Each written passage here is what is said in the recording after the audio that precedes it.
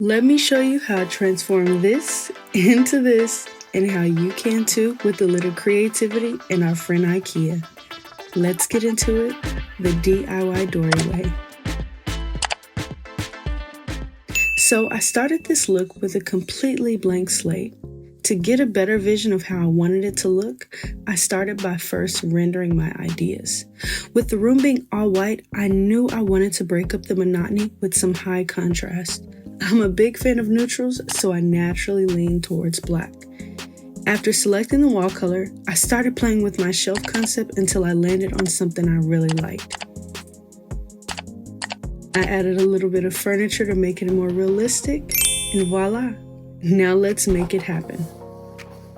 You know I had to bring one of my favorite co-workers to help me. As you can tell, he worked really hard to help me clean the room.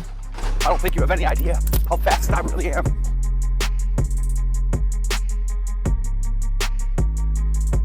After clearing the room, I did my little cha-cha and off to IKEA.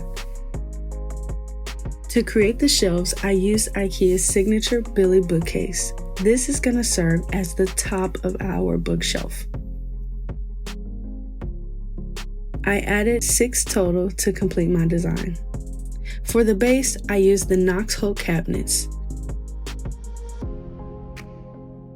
These were originally designed as kitchen cabinets, but today we're going to repurpose them as our base. Now please note, the cabinets are slightly shorter than the Billy bookcase and they do not come with knobs or handles. Now in order to make sure everything fit, I did some quick measurements and a whole lot of girl math. My ceiling is 9 feet and 8 inches. The cabinet and the base stacked came out to 109 inches, so thankfully it all fit. Now enough math, let's get to work. I started right away by assembling the pieces to make the shelf. And for those who are interested, I can insert the videos on how to assemble them somewhere in this video. I decided to use and cut scrap wood to build a base. This would give the shelves more height and a more custom built-in feel. Now let's build the base.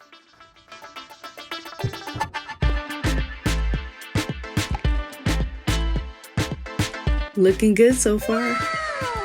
I used box nails to assemble the base and a whole lot of kisses as motivation.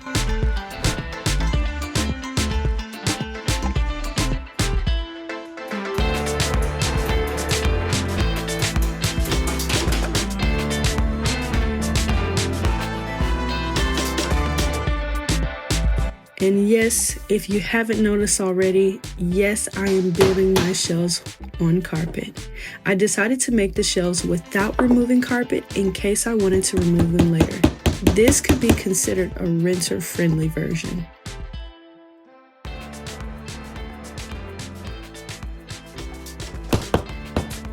But don't worry, I made sure to extra secure the frame in multiple places, and I did a whole lot of stress testing.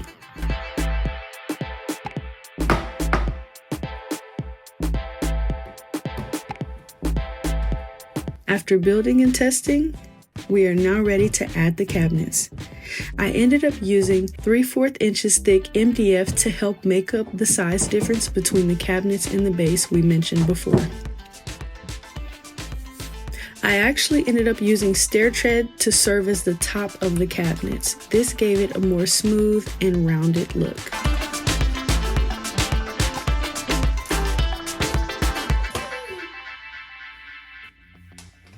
Uh-oh, buddy.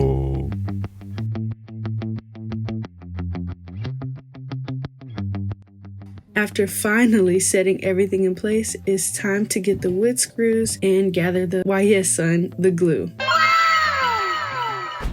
I use wood screws to then secure the base to surrounding walls.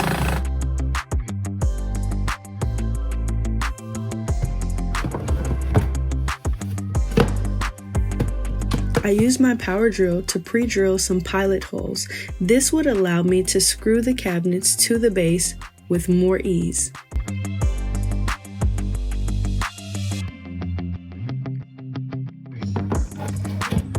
One thing to note here, before screwing, I secured the cabinet top with glue to reinforce its stability and ensure a strong bond. Ooh, child, that was hard. It sure was, girl. After securing everything, we finally have our base.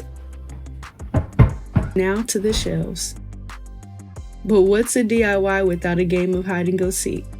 I see you, buddy. Y'all, please don't tell my husband, but I lifted the shelves onto the base by myself. After setting them in place, I then used clamps and wood screws to fasten the cabinets and the base together. I used 1 1/4 inch screws to make sure they did not screw through the other side. And to save some time and energy, just drill in the holes that are already there.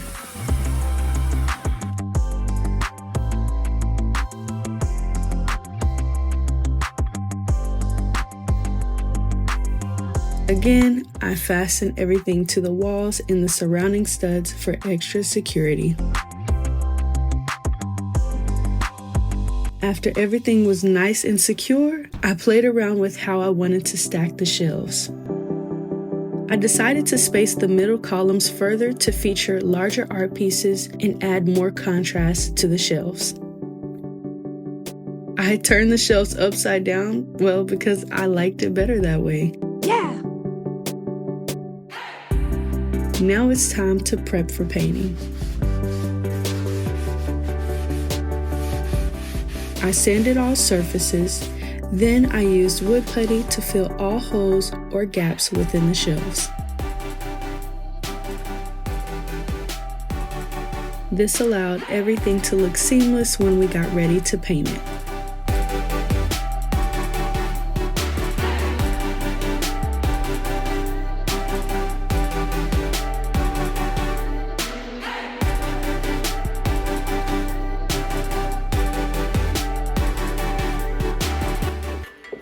After scraping and cleaning the dry putty, it was time to finally sand again and paint.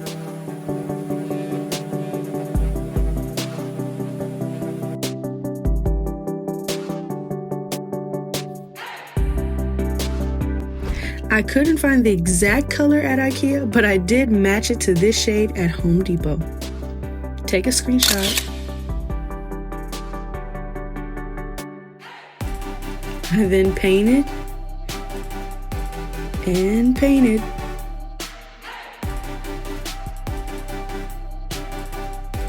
And painted some more. I painted until I got tired, and then I tagged in my coworker. And let's just say things got a little messy.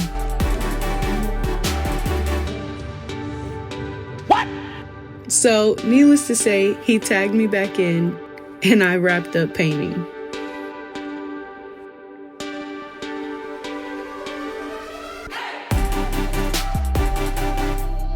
And just like that, the base is painted.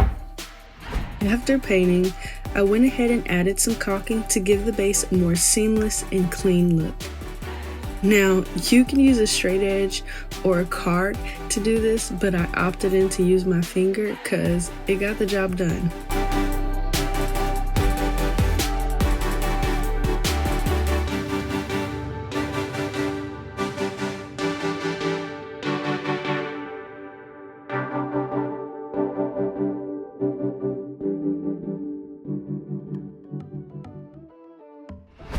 Now it's time to seal the deal.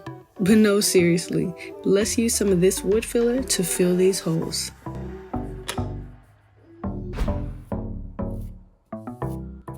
I'm using a putty knife and some of the wood filler to generously fill the holes so that the holes are covered and can be later sanded, smooth, and painted over for a seamless look.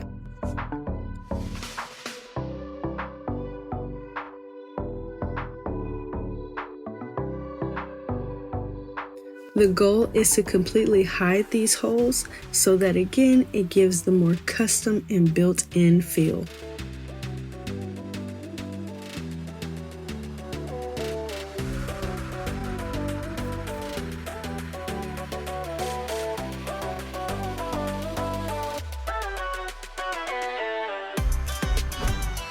After filling all the holes, it's time to sand. You can use a hand sander and you'll sand until the surface feels smooth to the touch.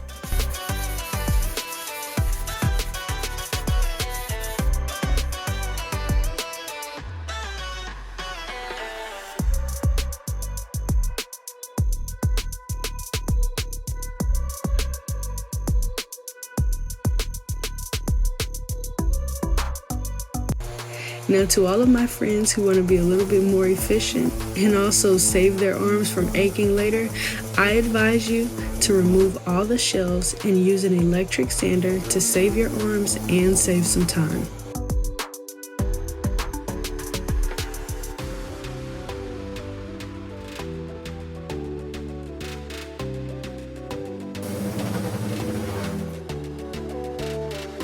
But please, please, please be careful with the electric sander. If you apply too much pressure, it will scratch the paint off of your wood, so you want to keep a light touch.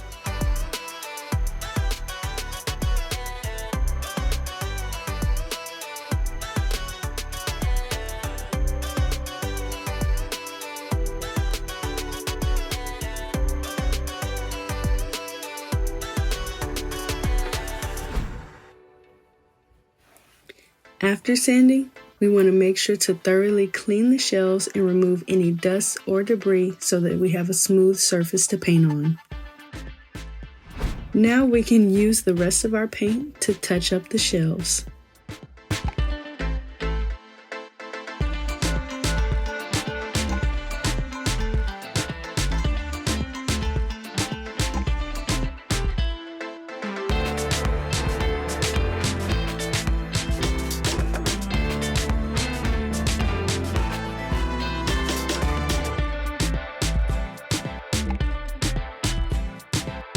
After painting the bottom, I went ahead and tagged in my husband to sand and paint the top shelves.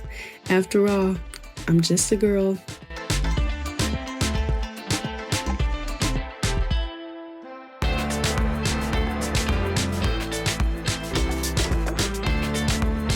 Now here is the secret sauce. I had the best idea to use iron-on trim to make the shelves look even more built in. I ordered this from Amazon, so don't worry, I will include the link. To apply it, I just use my handy dandy iron. To apply, you peel, then stick the trim onto the cabinets, then gently iron. You don't want to iron too hard, it will cause creases. You apply the trim to every joined side to make the cabinets look seamless. And voila, clean and smooth. Now we can go ahead and add our shelves in the pattern we tested out earlier. In order to better conceal the shelf pins, you can spray them white. I used 2 coats and made sure to coat every side extra generously.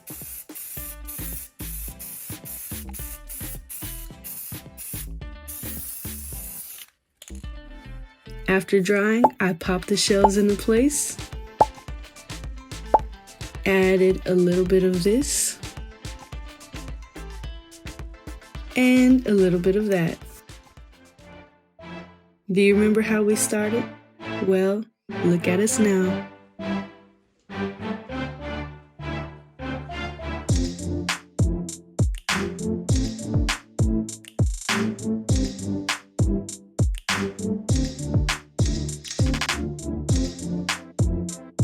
Thank you so much for watching, and please don't forget to like, comment, and subscribe so that we can continue to make videos like this. See you next time.